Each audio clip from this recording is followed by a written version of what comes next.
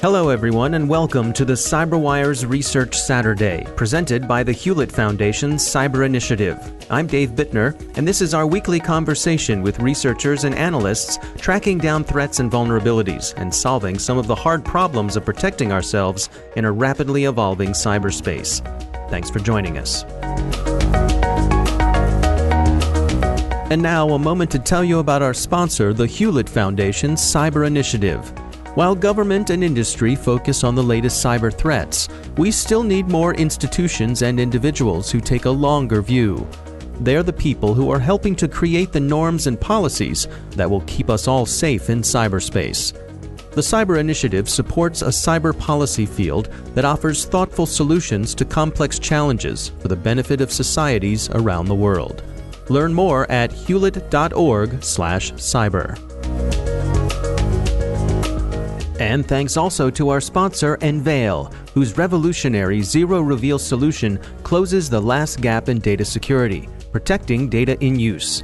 It's the industry's first and only scalable commercial solution, enabling data to remain encrypted throughout the entire processing lifecycle. Imagine being able to analyze, search, and perform calculations on sensitive data, all without ever decrypting anything.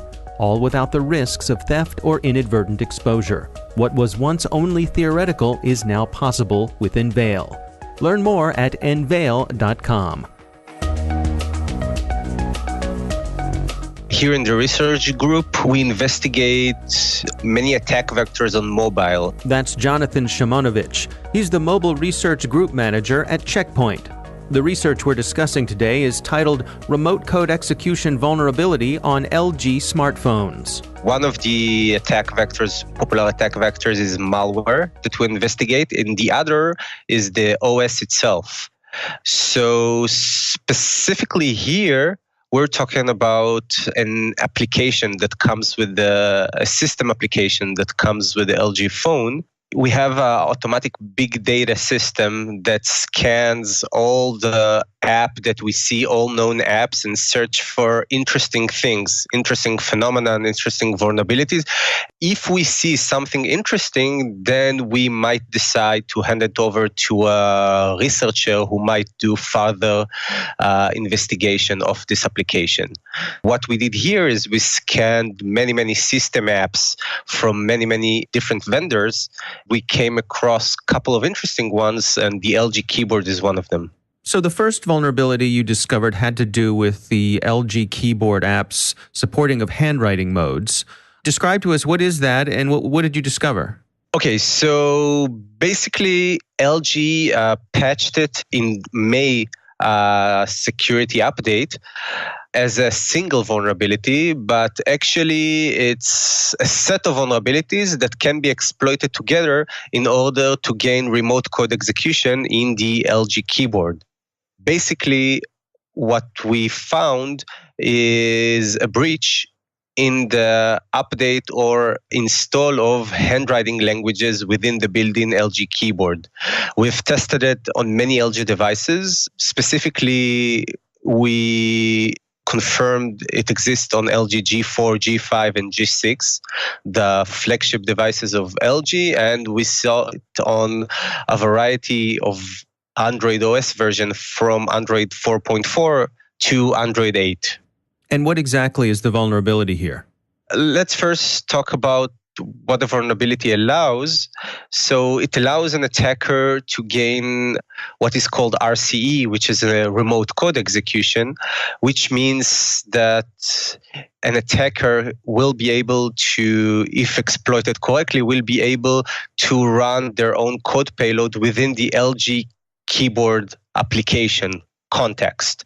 Since the LG keyboard is a pre-installed system application, it runs with system privileges. So basically, the code will have, it's not root privileges, but it's pretty close. And it will have permissions to install other application or to record all of your typing in the keyboard. I mean, that alone is very serious because he can wiretap everything that you type, including your secret credentials, username, passwords to banking sites. take all of your pictures from your phone. I mean, a high set of capabilities, same as an advanced spy phone, can be used. So this is on the what can be accessed. Now, if it's okay, we can talk about a little bit technically about the how. Sure. The vulnerability itself. Actually, this vulnerability is composed of a set of, let's say, programming malpractices, of bad security practices, when combined together, can be joined to something very dangerous. One more additional thing is that it's not, let's say, the known type of buffer overflow or memory overflow in the memory. It's more of a logical problem in the update mechanism of the languages that allow an attacker to use it in a malicious way. So it starts with unsecured HTTP connection. So this is the first building block for the attack, because the update process is done over an unsecured channel, HTTP instead of HTTPS, which means that anybody that can serve as a proxy to your phone or hijack your traffic or create a fake access point can see your traffic, and the basic assumption is that you use a secured connection. So using unsecured connection is already a big serious by itself, but it still doesn't give us running code abilities, just wiretapping to your traffic. So this is the first one, and this allows an attacker to interfere with the update process. The second malpractice here is the lack of path traversal verification.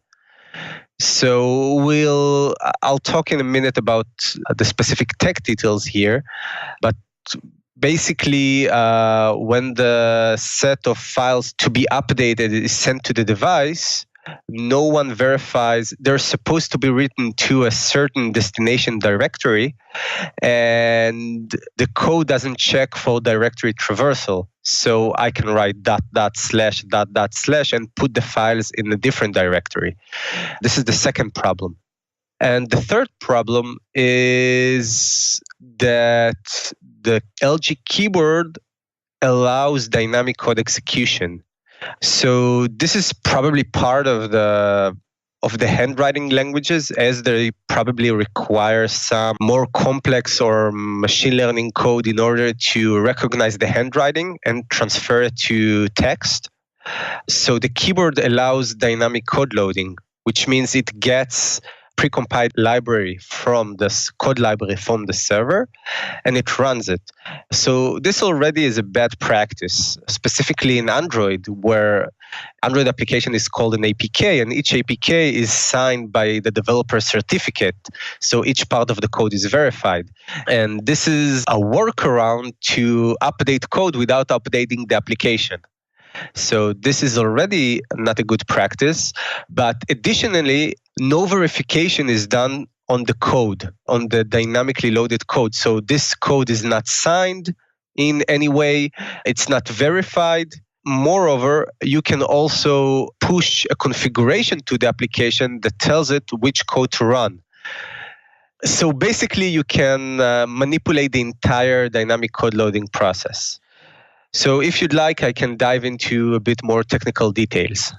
Yeah, please, go ahead. The update or installation of a new language pack starts with the downloading of a file called file.txt, files.txt. This file is a text file containing a list, basically where every file to be loaded as part of the language pack is a new line.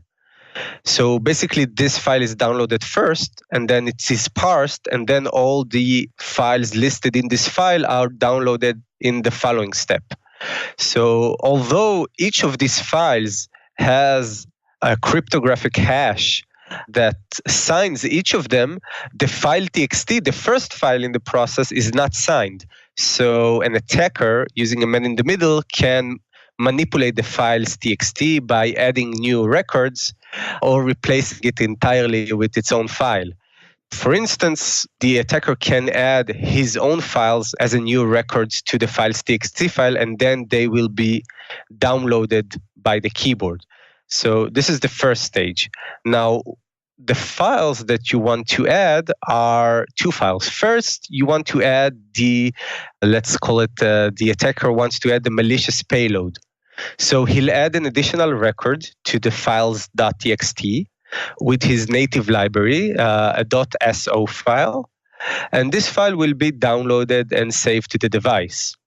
This already enables the attacker to push a malicious code to the device, but this is not enough because we need to take care of loading. I mean, just putting a code in some directory is not enough. You need to make sure someone calls it, someone loads it to memory and runs it. Luckily for the attacker, there is an additional configuration file called engine.properties, which is part of the LG keyboard configuration. This file is not in the download directory, but as we previously mentioned, there is this matter of directory traversal. So if you write ...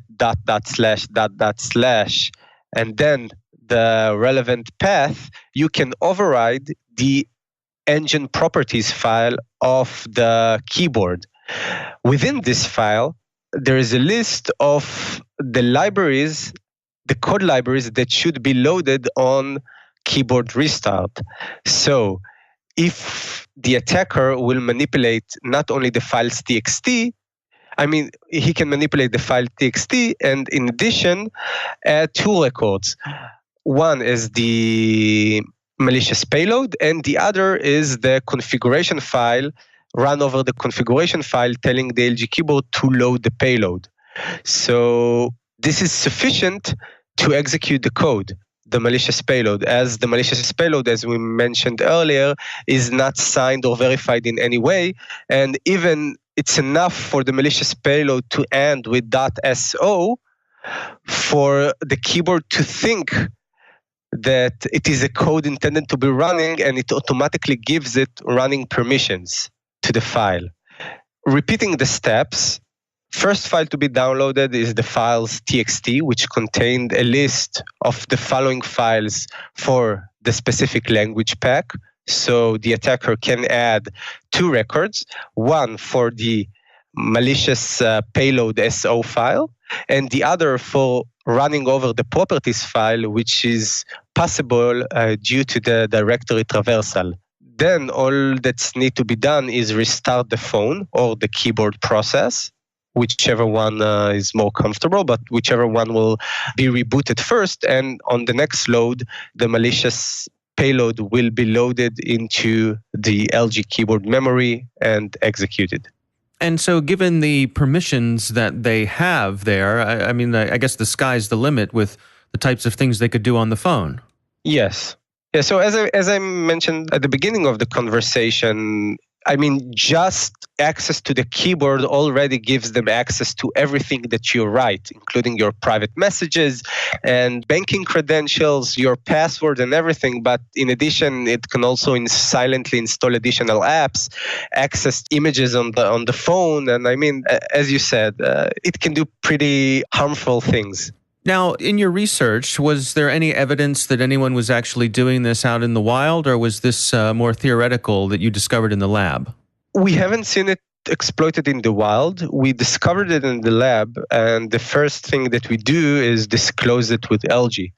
And only after LG issued a patch did we publicly disclose this vulnerability. And has LG released patches for some of the legacy devices, going back as far as this goes?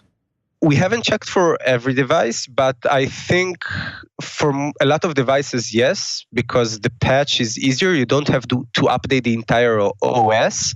It's sufficient to update the LG keyboard. And we did see they issued new version for this specific app. So what's your recommendation for folks to protect themselves against this? Is it as simple as making sure that you've got all your patches up to date? Yeah, so in this case, it's even simpler. You need to see that if you have an LG phone, that all your LG or system apps are up to date and updated. This is the first thing. If you're not sure, you can go to the setting and try to force update instantly, and that should resolve that. I mean, until you do it, what else you can do is just avoid installing new languages, specifically handwriting languages, on your LG keyboard until you update. I see. Yeah, so it's actually that it's when you reach out to try to update your languages or install a new language, that's when the vulnerability gets exposed. Yes. Our thanks to Jonathan Shimonovich for joining us. The research is titled Remote Code Execution Vulnerability on LG Smartphones. You can find it on the Checkpoint Research website. Thanks to the Hewlett Foundation's Cyber Initiative for sponsoring our show. You can learn more about them at hewlett.org/cyber.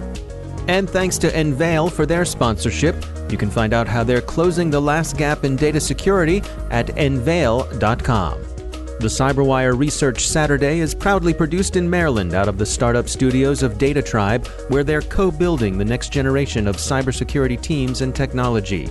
It's produced by Pratt Street Media. The coordinating producer is Jennifer Iben. Editor is John Petrick. Technical editor is Chris Russell. Executive editor is Peter Kilpie.